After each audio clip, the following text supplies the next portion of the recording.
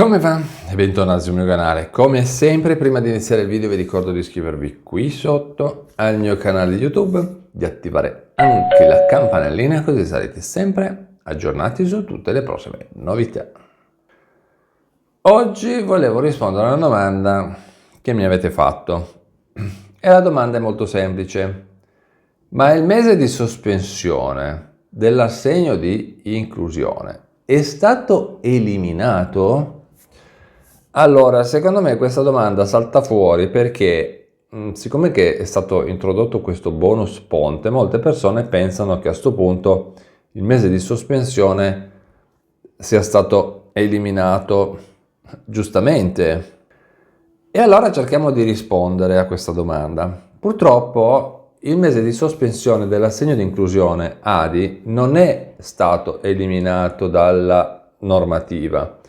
Al contrario, quindi, cosa succede? Che la sospensione di un mese dopo un periodo di 18 mesi, o poi in futuro saranno di 12, è proprio una caratteristica di questa misura, di questo sostegno, previsto proprio dal decreto che ha istituito l'assegno di inclusione.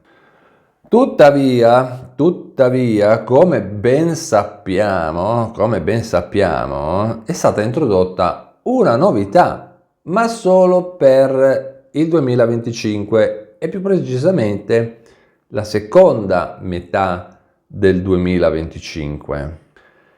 Quindi cosa è stato introdotto? Lo sappiamo, ma va bene, ok, e per ovviare a tutti questi disagi causati da questa interruzione, da questo stop di un mese dell'assegno di inclusione, il nostro governo ha previsto, quindi ha introdotto questo contributo straordinario aggiuntivo, ok?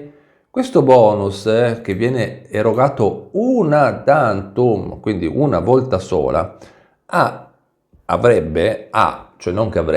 proprio lo scopo di coprire economicamente il mese di sospensione per tutti quei nuclei familiari che hanno terminato il primo ciclo di erogazione di 18 mesi e quindi sono in procinto o l'hanno già fatto di rinnovare l'assegno di inclusione per i successivi 12 mesi.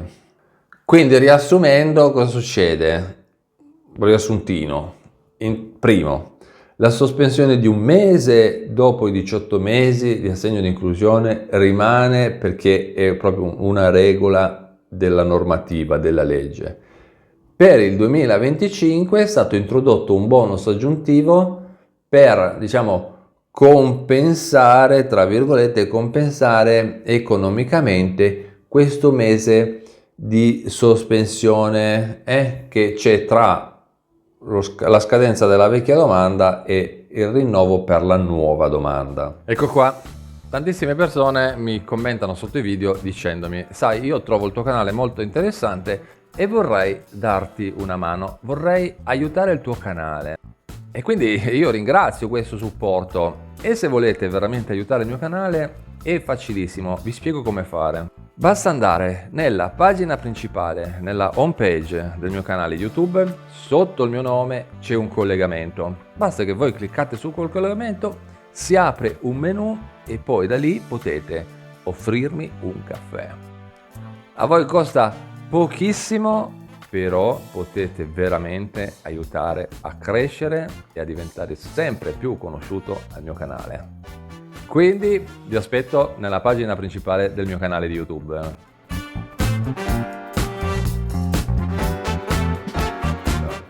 Poi breve riassuntine, ma tanto poi ne parleremo meglio in un prossimo video. Brevissimo riassuntino di tutte le date di pagamento da parte dell'INPS per il mese di settembre. Quindi vi lascio qualche secondo per andare a prendere carta e penna per scrivervi le date, oppure prendete il calendario e fate prima, ok? Quindi mettete in pausa, andate a prendere carta e penna e poi tornate e continuiamo nel video. Bene, adesso che siete tornati possiamo prendere nota di tutte le date, ok? Perché settembre è un mese, diciamo, cruciale per l'erogazione di molti benefici, bonus, pagamenti da parte dell'INPS, ok? E comunque la maggior parte dei pagamenti si concentra dalla seconda metà di settembre in avanti. Partiamo subito dall'assegno unico universale. Quindi se siete già beneficiari dell'assegno unico per i figli e la vostra domanda non ha subito variazioni, stando al calendario ufficiale dell'INPS, poi vedremo se ci sono anticipi o non anticipi, quindi comunque stando a quello ufficiale, le date sono quelle che vanno dal 22 al 23 di settembre. Mentre invece se la vostra domanda ha avuto su variazioni, bla bla bla, che adesso non vi sto a elencare perché sennò qua non usciamo più fuori, il pagamento potrebbe comunque arrivare un po' più avanti, ok? Di solito comunque entro la fine del mese. O assegno di inclusione ADI. A settembre l'INPS pagherà i primi pagamenti per tutte le domande presentate a luglio e agosto, cioè più che luglio, agosto, perché poi luglio in teoria dovrebbe concludersi, a condizione ovviamente che per chi ha attivato a condizione che ha sottoscritto il PAD, patto attivazione digitale e quant'altro. Quindi anche qui calendario ufficiale dell'INPS sotto mano e avremo per i nuovi percettori, cioè chi fa la domanda la prima volta o ha rinnovato, la data ufficiale è quella del 15 di settembre, poi vedremo anche qui se ci saranno anticipi o non anticipi. Mentre invece per i vecchi percettori avremo la data del 27 di settembre, però qui è un sabato e quindi mi sembra molto strano che il sabato pagano, mi sembra molto strano, ok? Quindi secondo me qua andiamo a finire al 26, quindi un giorno prima, però anche qui poi ci teniamo aggiornati. Poi, lasciando stare il calendario qua, vediamo NASPI, DISCOL e pensione. La maggior parte dei pagamenti per quanto riguarda NASPI e DISCOL sono previsti con la data calda del 10 del mese. Di solito funziona così. Quindi il 10 di settembre è un mercoledì. Poi, per ultimo, per quanto riguarda le pensioni, l'INPS erogherà le pensioni per il mese di settembre a partire dal 1°, come avviene tradizionalmente tutti gli anni, primo giorno bancabile del mese.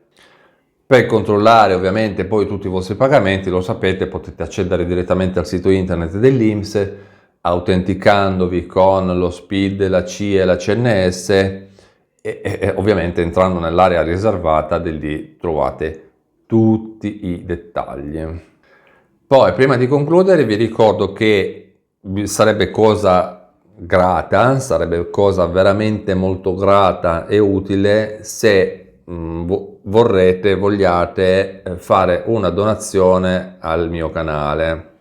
Apriti cielo, adesso che ho parlato di donazione, tutti quanti butteranno giù il video perché ovviamente quando parli di queste cose sembra che vai a chiedere chissà che cosa. In realtà questa cosa qua serve per aiutare il canale ad andare avanti perché le spese sono tante e quindi di conseguenza c'è bisogno anche del vostro aiuto, ok?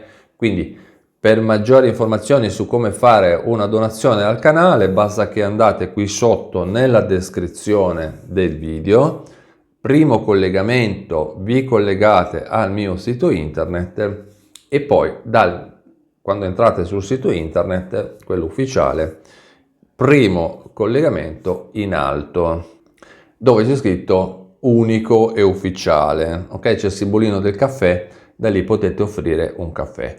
Questa cosa, vi ripeto, è molto utile per aiutare il canale a sostenere le spese e diciamo a tirare a campare.